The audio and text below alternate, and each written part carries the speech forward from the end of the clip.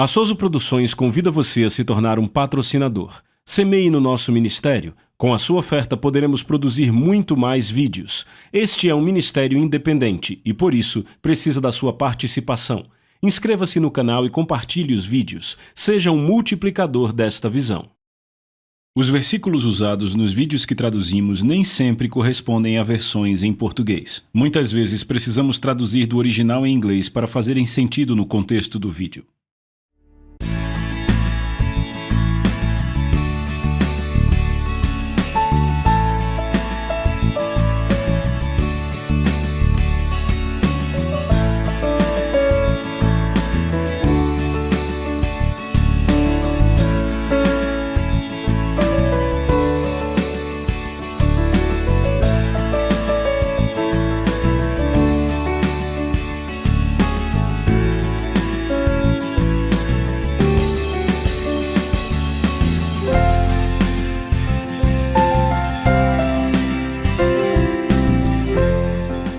Lucas 13.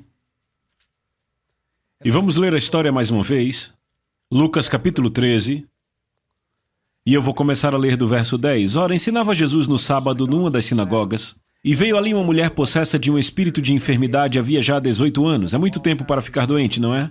Andava ela encurvada sem de modo algum poder endireitar-se. Eu percebo que estou falando para alguém hoje aqui. Pode parecer que já se passou um longo tempo. Em relação à sua cura Pode parecer que está demorando um longo tempo, mas se você pensar em 18 anos, entenda, se não foi tarde demais para ela, também não é para você. E se ela não morreu, você também não morrerá. Amém? E veio ali uma mulher possessa de um espírito de enfermidade havia já 18 anos, andava ela encurvada sem de modo algum poder endireitar-se. Vendo-a Jesus, chamou-a e disse-lhe, mulher, tu estás livre da tua enfermidade. É importante notar como Jesus disse isso. Verso 13, impondo-lhe as mãos, ela imediatamente se endireitou e dava glória a Deus. O chefe da sinagoga, indignado de ver que Jesus curava no sábado, disse à multidão, 6 dias há em que se deve trabalhar. Vinde, pois, nesses dias para serdes curados e não no sábado. Verso 15, disse-lhe, porém, o Senhor, hipócritas, cada um de vós não desprende da manjedoura no sábado o seu boi ou o seu jumento, para levá-lo a beber. Veja o verso 16. Por que motivo não se devia? Repita, devia. Não se devia livrar deste cativeiro em dia de sábado esta filha de Abraão a quem Satanás trazia presa havia 18 anos? Tendo ele dito estas palavras, seus adversários se envergonharam, entretanto o povo se alegrava por todos os gloriosos feitos que Jesus realizava. Pense sobre isso. Eu fico imaginando como Jesus afirmou algo tão forte, não se devia livrar esta mulher. As coisas não estão como deveriam estar. Jesus estava na sinagoga, encontrou essa mulher doente e disse, isso não está como deveria estar, e então fez algo sobre aquilo. Quando encontramos coisas que não estão como deveriam estar, nos é dado poder para fazer algo sobre aquilo. Nos é dado autoridade para fazer algo. Não devemos apenas olhar as coisas darem errado. E sabe, isso não diz respeito apenas à vida privada, mas também a um quadro maior. Nos foram dados muitos grandes benefícios e bênçãos em muitas áreas diferentes como crentes. Nem é necessário falar, como americanos, somos ricamente abençoados. E é claro, é um privilégio também fazer parte do maior país da Terra, e com tudo isso também vem responsabilidade, certo? Então não devemos apenas ver as coisas estarem como não deveriam estar, e não fazer nada, porque eu e você somos os braços, as pernas, as mãos, os dedos, a boca e o corpo de Cristo. E então, quando encontramos coisas que não estão como deveriam estar, então temos a habilidade de fazer algo. Glória a Deus. Devemos estar conscientes dessa responsabilidade em qualquer área, espiritualmente, no que diz respeito às nossas famílias, civicamente. Somos civicamente responsáveis. Amém? Glória a Deus, e reconhecemos que há uma forma como as coisas deveriam estar. O diabo e o seu sistema vão te fazer acreditar ou vão te contar que cada caso em cada pessoa é único e diferente, tem muita área cinza, esse tipo de coisa. Eu concordo, temos que ver as coisas de modo individual, mas eu te digo, há um certo e um errado. E quando você encontrar algo errado, não tenha medo de dizer que é errado. Amém? O certo é o certo, o errado é o errado. Glória a Deus. Então Jesus olhou para a mulher, ela estava doente, e ele disse: não deveria esta mulher, sendo filha de Abraão, ser livre deste cativeiro no sábado? Bem, se você acompanhou as outras sessões, sabe que falamos do verso 16 e vimos que esta expressão filha de Abraão, a razão pela qual Jesus disse que ela deveria ser curada foi porque ela era uma filha de Abraão. Não foi só porque ele estava lá, mas ele disse ela deve ser curada porque ela é uma filha de Abraão. E ao fazer esta afirmação, ele fala aqui de um direito legal. Propriedade e posse. Eles não são a mesma coisa. Falamos de Hebreus 11:1, a fé é a substância das coisas que se esperam, a prova das coisas que não se veem. Uma tradução diz que é o título de propriedade das coisas que não se veem, mais uma vez tratando como uma operação legal, tratando de algo que tem a ver com legalidade. Porque qualquer um que tiver o seu nome naquele título é o proprietário do veículo, independentemente de quem o possui. E o que fazemos pela fé, na nossa vida cotidiana, o que fomos chamados para fazer, o que temos a oportunidade de fazer, é pela fé possuir aquilo que por direito é nosso, ok? Por muito tempo isso foi algo que eu soube, mas nunca pensei muito a respeito, até que o Senhor me despertou para isso e me mostrou a importância de saber quem é o dono legal de uma coisa. Porque saber o que é seu vai te dar ousadia. Mas se você não sabe que tem direito sobre uma coisa, se não sabe que uma coisa é legalmente sua, você continua esperando as migalhas caírem da mesa do mestre? É claro, por assim dizer. E é assim que muitos crentes estão, implorando por migalhas. Mas lembrem o que o rei Davi disse, o salmista disse: eu nunca vi um justo abandonado, nem sua descendência mendigar pão. E perceba, a descendência não mendiga. De que descendência ele fala? Ele está falando da descendência de Abraão, pois foi com ele que a aliança foi feita lá no livro de Gênesis. É a quem Jesus está se referindo aqui em Lucas 13, quando diz ela deveria ser curada, pois é filha de Abraão. E aqui o que ele nos está dizendo é que ela tem alguns direitos legais por ser a semente de Abraão. E você sabe, claro, que Gálatas 3 diz que se você é de Cristo, então você é a semente de Abraão, herdeiro segundo a promessa.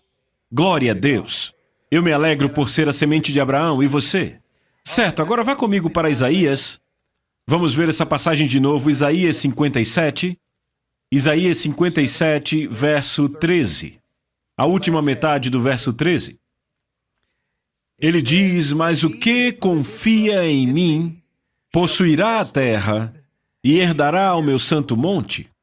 Agora note, o que confia em mim, possuirá a terra. Vá comigo para Isaías 61, verso 7. Isaías 61, 7. Em lugar da vossa vergonha, tereis dupla honra. Em lugar da afronta, exultareis na vossa herança. Por isso, na vossa terra, possuireis o dobro e tereis perpétua alegria. Então, note esses dois versos que falam sobre possuir. E eu quero chamar sua atenção, de novo, ao contraste e à comparação entre propriedade e posse. Uma coisa é ser seu, outra coisa é possuir. E podemos ter qualquer combinação. Uma coisa pode ser sua e você não possuí-la. Você pode possuir algo que não é seu, mas pode ser seu e você possuir. Ou pode não ser seu e você não possuir. 4 possibilidades. A questão sobre possuir algo é que quando você sabe que é seu, isso faz toda a diferença. Sua atitude muda completamente quando você tem a posse de algo que é seu. Se você está guardando algo para mim, se eu deixei você sob a supervisão de algo e disse, cuide aqui para mim, quando eu volto e digo, tudo bem, agora me devolva, você me devolve? Você entrega sem discussão, não é isso? Se eu te der dinheiro para cuidar, e eu chego para você e digo, ok, me devolva o meu dinheiro, qualquer um vai devolver, se for honesto. Agora, se o dinheiro for seu, e eu tento enfiar a minha mão no seu bolso dizendo, eu sei que você tem essa quantia aí, me dê. Se o dinheiro for seu, o relacionamento será totalmente diferente com essa coisa. Não é assim? Ei, não é assim? Sim, se eu estou tentando possuir algo que é seu, isso torna tudo diferente, chama-se roubo. E quando você sabe que algo é seu, não deixa ninguém tomá-lo de você. Você luta por aquilo. Você resiste para entregar. E se você entrega, Mesmo se alguém vem escondido e pega o que é seu, se alguém quebra a janela da sua casa, entra, rouba, digamos, seu aparelho de som ou sua televisão, rouba algo que é seu, a primeira coisa que você faz é chamar a polícia, dar queixa. E aí você fica insistindo para que façam algo para recuperar. Por quê? Porque é seu. Pois quando não é seu, você não faz tanto esforço. Você não vai lutar por aquilo, não vai resistir, não vai debater. Não é assim? Então há uma diferença entre possuir algo e ser dono de algo, mas quando você é dono, isto faz toda a diferença do mundo na sua atitude. Glória a Deus. Aí vemos a Bíblia falando sobre possuir a terra, e possuir a nossa herança, e possuir o dobro. Revisando um pouco mais, a Bíblia de fato nos ensina o que legalmente é nosso, não o que possuímos. Quando eu leio esse tipo de coisa na Bíblia e descubro que Jesus comprou o que pertence a mim, isso não necessariamente significa que eu possuo, mas que é meu. Vem. Agora, eu posso dar passos para tomar posse e chamamos a isso de fé. E um aspecto da fé é confissão, então, usamos esse termo outra vez, o que eu confesso, eu possuo. Ou eu gosto de algo que o irmão Reagan ensinava, o título do ensino que eu vi muitas vezes, diz: a confissão traz posse, não propriedade. Você não está confessando para ser o dono do que você confessa. Se não é seu, toda a confissão do mundo não fará ser. Mas se é seu e não está em sua posse, então esta fé, este ato de fé, coloca você na direção da posse. Isso também explica a diferença, a disputa e às vezes até a confusão sobre os tempos verbais na palavra de Deus. Por exemplo, nos dias de Abraão, Deus falou com Abraão e disse a ele: olhe para o norte, para o sul, leste e oeste, e todo lugar onde você puser o seu pé, eu darei a você. Ele disse: ande pela terra, e aonde quer que você andar, eu darei a você e a sua semente. Bem, Abraão fez, a Bíblia nos diz, no Velho Testamento, e claro que temos a referência disso em Hebreus capítulo 11, de que Abraão nunca construiu uma casa. Ele passou a vida inteira como um nômade, viajando pela terra porque Deus o pôs numa missão de andar pela terra. Ele tinha uma aliança com Abraão, e aonde quer que Abraão fosse, por onde quer que ele caminhasse, Deus disse: eu vou dar a você. Então ele viajou por toda aquela terra durante a sua vida. E Deus disse: não só você, mas a sua semente possuirá a terra. Então, centenas de anos depois, em Josué capítulo 1, Deus já havia tirado Israel do Egito, e eles estavam às margens do rio Jordão prontos para cruzá-lo. O Senhor diz a Josué: todo lugar que a sola do seu pé pisar, eu dei a você. Ele não disse: eu vou dar, ele disse: eu dei. Porque ele já tinha dado a Abraão e a semente de Abraão. Então ele disse: é seu, eu já dei ao seu pai. É seu, agora onde quer que você ande, você vai possuir. O que ele disse? Qualquer lugar que a sola do seu pé pisar, eu o dei a você. Ele está falando com ele sobre possuir o que ele já havia dado a Abraão. Agora, tudo isso é conversa legal. Isso é muito importante. Porque a legalidade disso é tudo, lembram? Jesus disse que ela deveria ser curada porque ela é uma filha de Abraão, porque ela tem o direito legal. Agora, quando eu começo a agir e começo a falar sabendo o que é meu, eu estou tomando posse. Este é o início da posse.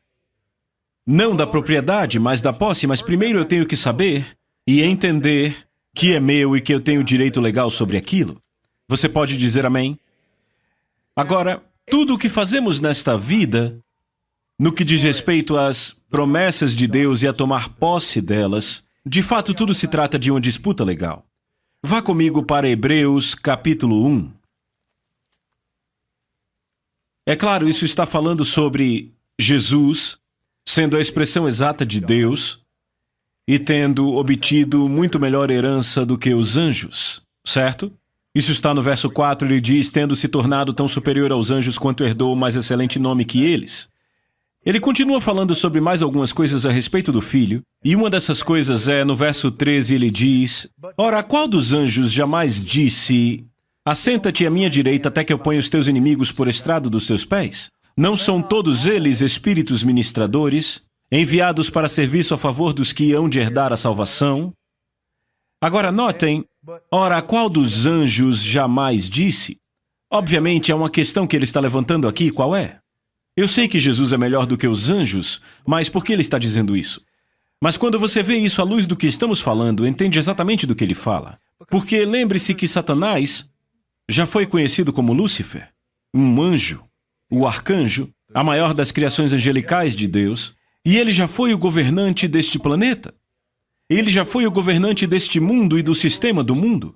E ele tinha que cuidar de tudo o que Deus criou até que veio o homem na criação, entendem? Bem, você conhece a história, que ele tentou se exaltar acima de Deus e Deus disse, não, você não vai conseguir, e o expulsou do céu.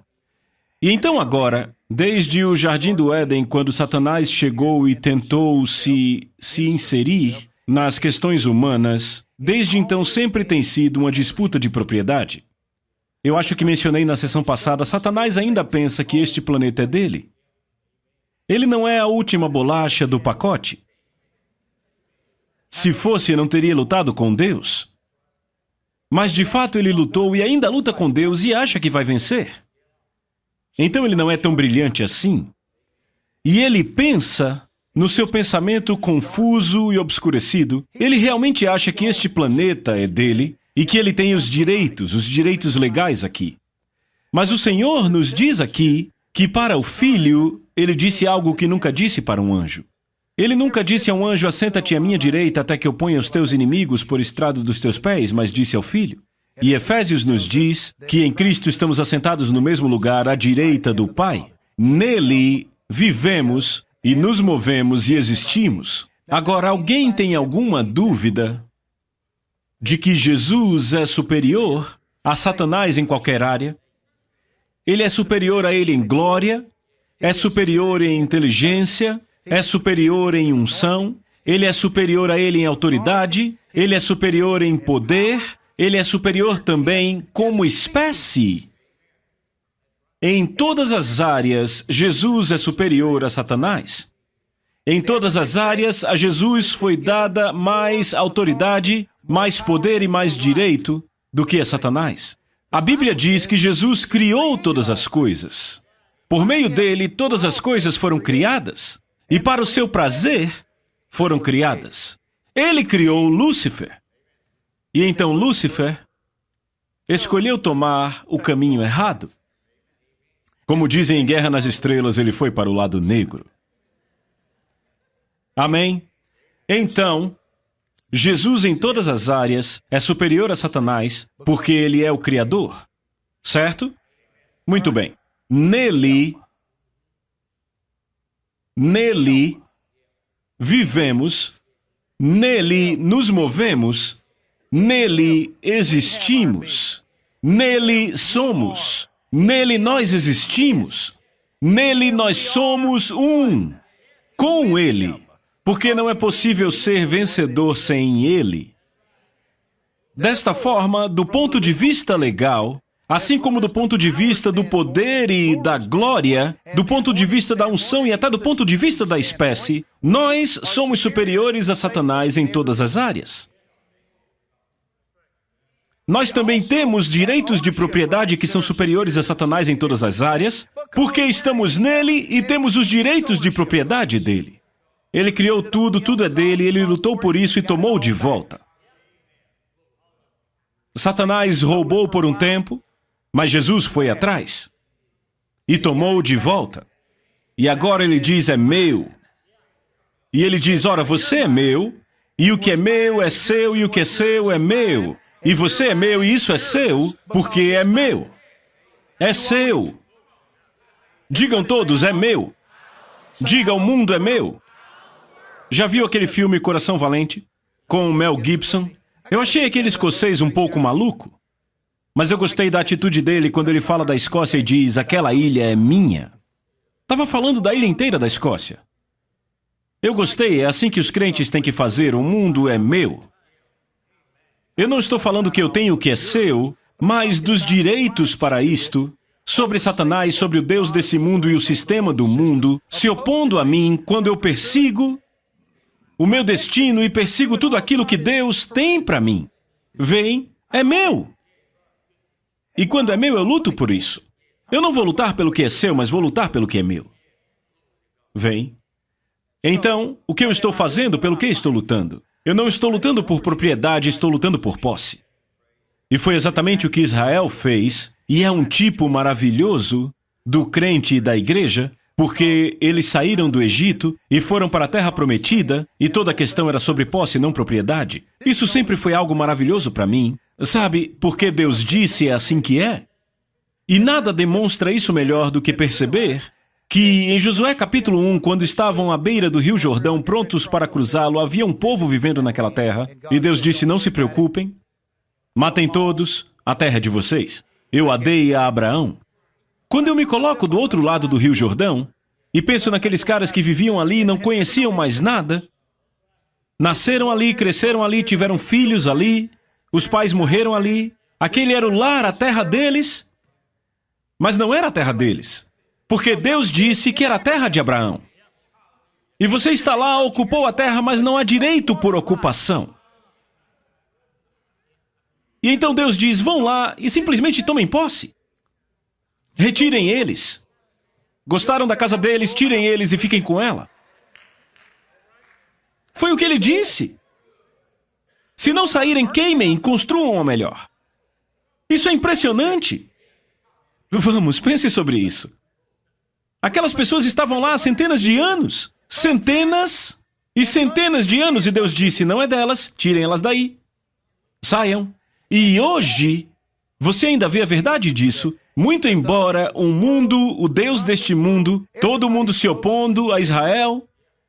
E por algumas centenas de anos, eles não tiveram lar, ficaram por vários continentes, na Europa, na África, onde achavam lugar. Mas em 1948 Deus disse, já basta, voltem para casa. E Israel voltou e se tornou outra vez uma nação. Veja, tomaram posse da terra, mas quando se pensa nisso, nos últimos 50 anos, quantas vezes eles tiveram que lutar para ficar lá? Já falamos disso em sessões passadas, mas há algo que eu quero que você veja.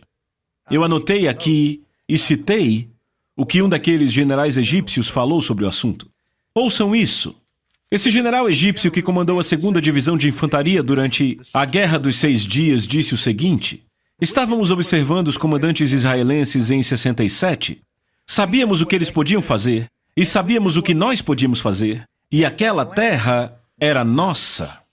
Isso foi o que o Egito disse. Egito e Síria diziam, aquela terra é nossa, e foram lá tentar tirar Israel dali. Agora Israel disse, não, essa terra é nossa porque Deus nos deu. Abraão é o nosso pai, somos a semente de Abraão, essa terra pertence a nós. E veja qual era a análise do exército de Israel. Diz, em análise, uma das dificuldades do exército israelense na Guerra dos 6 Dias foi que eles se recusavam a levar o exército egípcio e sírio a sério. E esta é a razão pela qual cristãos às vezes têm dificuldade e se recusam a levar o inimigo a sério. Eles se contentam em ficar na deles, dizendo, o que Deus quiser que seja, será. Não há como determinar a vontade de Deus pelo que acontece. Você determina a vontade de Deus pelo que Ele diz, e então você vai lá, toma posse da terra e combate o bom combate da fé. E a confissão traz posse. Que coisa maravilhosa, que poder maravilhoso as palavras têm. Bem, é isto que traz glória a Deus quando tomamos posse do céu na terra.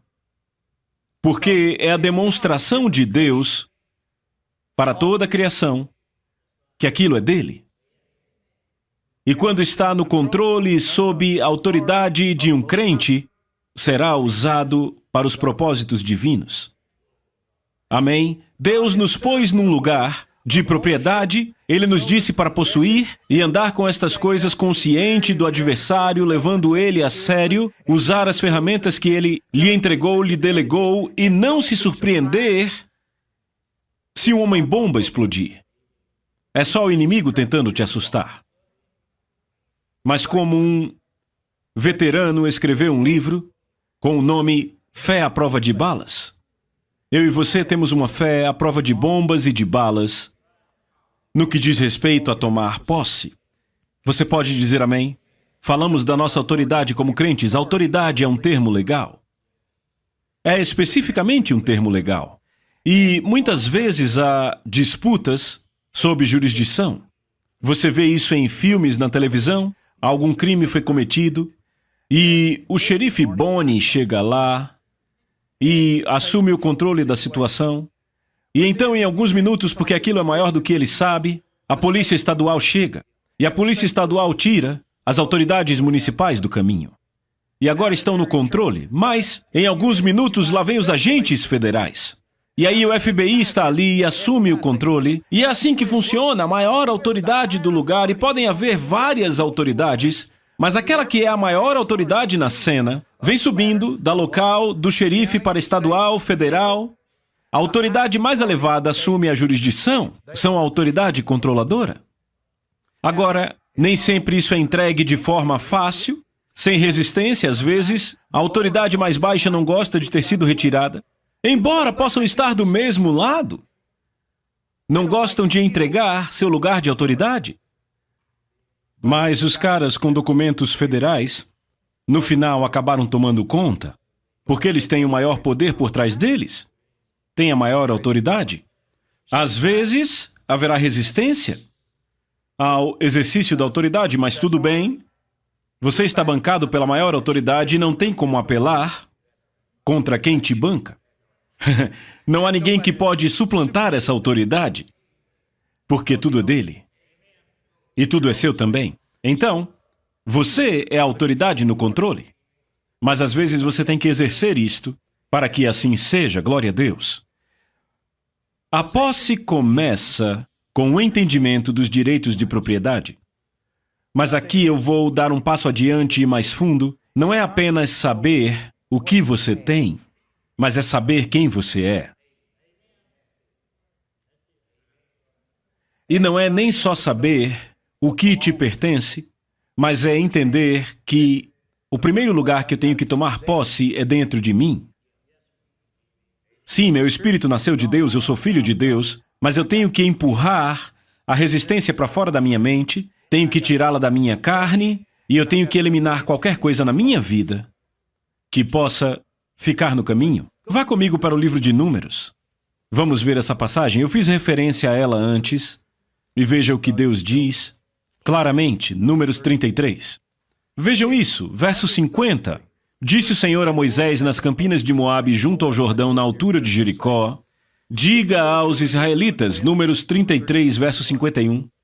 Diga aos israelitas, quando vocês atravessarem o Jordão para entrar em Canaã, desapossem todos os habitantes da terra, destruam todas as imagens esculpidas e todos os ídolos fundidos, e derrubem todos os altares idólatras deles. Gostei disso, derrubar tudo. Imagine derrubar tudo. Verso 53. E vocês vão desapossar os habitantes da terra e habitar lá, pois eu lhes dei a terra para que dela tomem posse. Uau! Eles ainda nem estão lá e Deus já disse, eu já dei ela a vocês. Do que ele está falando? Ele está falando do aspecto legal. Legalmente é de vocês e é assim pelo acordo que fiz com Abraão. Ele disse, eles estão na casa de vocês, comendo das suas colheitas, dirigindo seus carros. E ele disse, vão lá e expulsem eles. Vão e desapossem eles. Eu amei isso, desapossar. Pois eu lhes dei a terra para que tomem posse dela. 54. Distribuam a terra por sorteio de acordo com seus clãs. Aos clãs maiores vocês darão uma herança maior, aos menores uma herança menor. Cada clã receberá a terra que lhe cair por sorte. Distribuam-na entre as tribos dos seus antepassados. Agora vejam o verso 55. Se contudo vocês não expulsarem os habitantes da terra de diante de vocês, então acontecerá que aqueles que vocês permitirem ficar deles se tornarão farpas em seus olhos e espinhos em suas costas. Eles lhes causarão problemas na terra em que vocês irão morar. Ele disse, tudo que vocês não expulsarem será um problema para vocês para o resto da vida. Qualquer dúvida e incredulidade, qualquer pensamento pequeno, qualquer pecado, qualquer remanescente da antiga vida de carnalidade. E eu não estou falando de fumar cigarros, nada disso, porque isso nem precisa ser tratado entre cristãos. São as coisas do meio. É a mentalidade pequena, sabe? É ver a si mesmo de forma indigna e incapaz. Deus quer que você se veja como capaz de fazer tudo o que Ele te diz para fazer. Porque você está nele, se movendo, vivendo e existindo. E Ele quer que você sonhe alto, Ele quer que você corra atrás disso e tome posse dos sonhos. E não que você fique se preocupando e dizendo para si mesmo que não consegue. Não perca tempo precioso com coisas que não fazem a diferença. Porque tudo que você deixar ficar, Ele diz, te causará problema. Pensamentos, atitudes erradas devem ser desapossados ou vão causar problemas a você. Agora, vá comigo para Êxodo capítulo 17. Você precisa ver isso. Verso 3. Israel tinha saído do Egito, Moisés os estava guiando.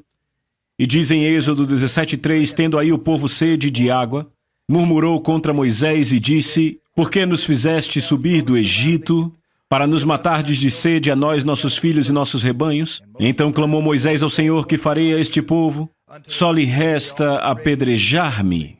Verso 5, respondeu o Senhor a Moisés, passa diante do povo e toma contigo alguns anciãos de Israel, leva contigo em mão o bordão com que feriste o rio e vai. Eis que estarei ali diante de ti sobre a rocha em Horebe. Ferirás a rocha e dela sairá água, e o povo beberá. Moisés assim o fez na presença dos anciãos de Israel. Moisés feriu a rocha, o povo precisava de água. Moisés pegou o seu bordão, feriu a rocha, e água saiu dali. E é interessante parar e pensar quanta água tinha que sair dali para que mais de 1 milhão de israelitas bebessem e cozinhassem e lavassem suas roupas. Deus tinha um suprimento maravilhoso para eles. Glória a Deus. Então ele feriu a rocha. Agora, vá comigo para Números capítulo 20. Percorremos um longo caminho, quase entrando na terra prometida. Moisés ainda os está guiando. E em Números capítulo 20, verso 7, disse o Senhor a Moisés, toma o bordão, ajunta o povo, tu e Arão teu irmão, e diante dele falai a rocha e dará a sua água. Repitam, falar a rocha. E assim lhe tirareis água. Notem que ele disse, você vai falar com a rocha e ela dará água. E assim lhe tirareis água da rocha e dareis a beber à congregação e aos seus animais. Verso 9, então Moisés tomou o bordão de diante do Senhor como lhe tinha ordenado. Moisés e Arão reuniram o povo diante da rocha e Moisés lhe disse, ouvi agora, rebeldes, porventura faremos sair água desta rocha para vós outros? Moisés está um pouco irado com o povo. Lembrem que, diante da mesma rocha, ele disse, Senhor, o que farei? O povo vai me apedrejar. E Deus disse a ele, fira a rocha, a água sairá, e ele o fez. E agora eles viram milagres e viram a provisão de Deus, e Moisés já está farto, já está irado. E ele fica diante da mesma rocha e Deus diz, fale com a rocha e água sairá dela. Mas no verso 11, Moisés levantou a mão e feriu a rocha 2 vezes com seu bordão, e saíram muitas águas, e bebeu a congregação e seus animais. Mas o Senhor disse a Moisés e a Arão, visto que não crestes em mim, para me santificardes diante dos filhos de Israel, por isso não fareis entrar este povo na terra que lhe dei.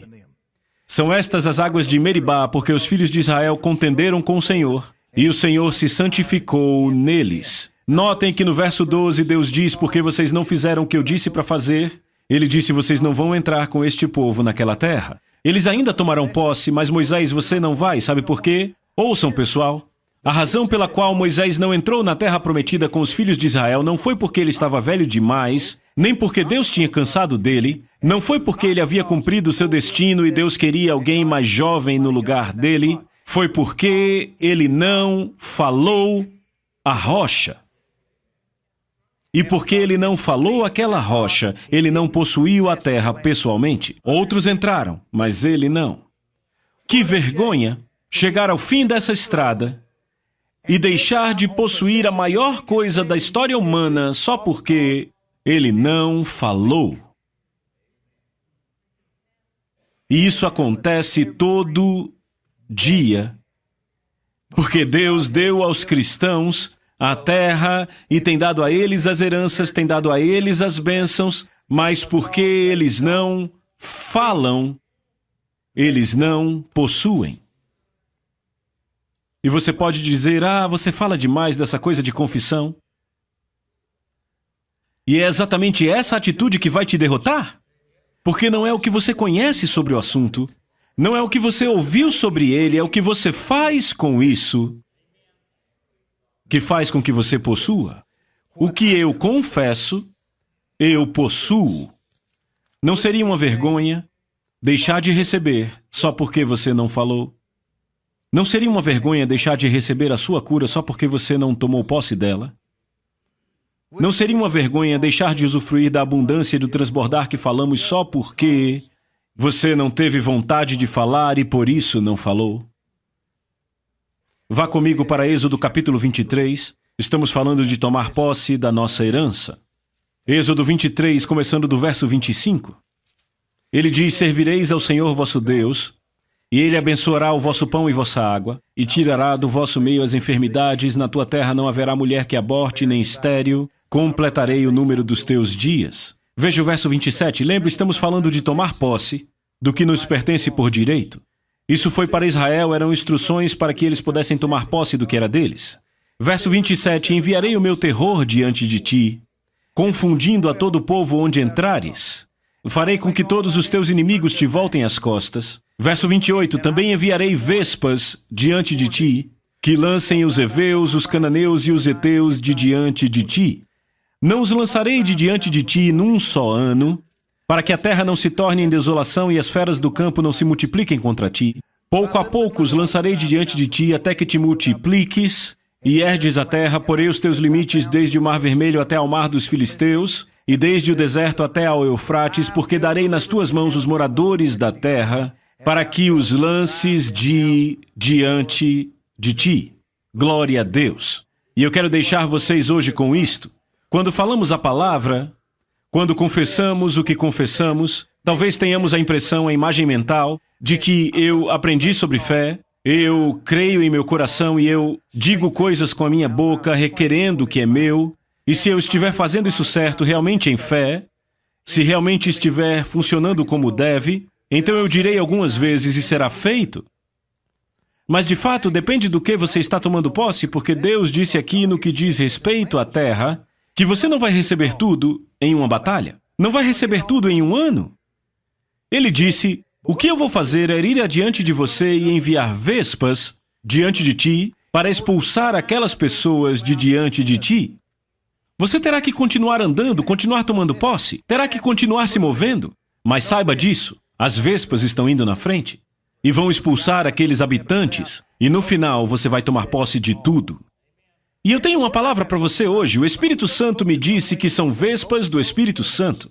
Quando falamos a palavra de Deus, isso pode não reconstruir Roma em um dia, mas vai enviar vespas do Espírito Santo adiante de você para expulsar os habitantes, para picar, incomodar, para desapossar o que fica no seu caminho, o que está morando em sua casa, o que está dirigindo seu veículo, o que está impedindo a sua cura, o que está sendo gargalo para o fluir das suas finanças, o que está roubando a sua paz, bagunçando o seu casamento, o que está desfazendo o que você faz, ele enviará vespas do Espírito Santo até lá, para começar a expulsar as coisas, glória a Deus, e à medida que você avança, quando chegar lá, vai perceber que já é seu, glória a Deus, para sempre. Mas não fique sentado aqui, olhando com um binóculo, dizendo: quando saírem eu vou lá e pego. Não, você levanta e vai e confia nas vespas do Espírito Santo, que elas farão o trabalho. Alguém aqui já foi picado por uma vespa? Felizmente eu nunca fui picado por uma. E eu já falei com pessoas que foram, por isso que eu digo felizmente que eu nunca fui.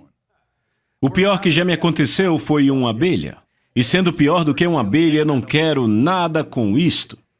Porque uma abelha me picou e fez um caroço na carne da minha perna. Aquilo sangrou. E elas deixam ferrões. E uma abelha é pequenininha assim, mas uma vespa é grande. É grande assim, eu não quero nem mexer com uma vespa. E muito menos o diabo quer mexer com as vespas do Espírito Santo. Então continue exercendo poder, continue com a sua fé ligada, continue avançando sabendo que você vai tomar posse. E glória a Deus, vai ser como Deus disse.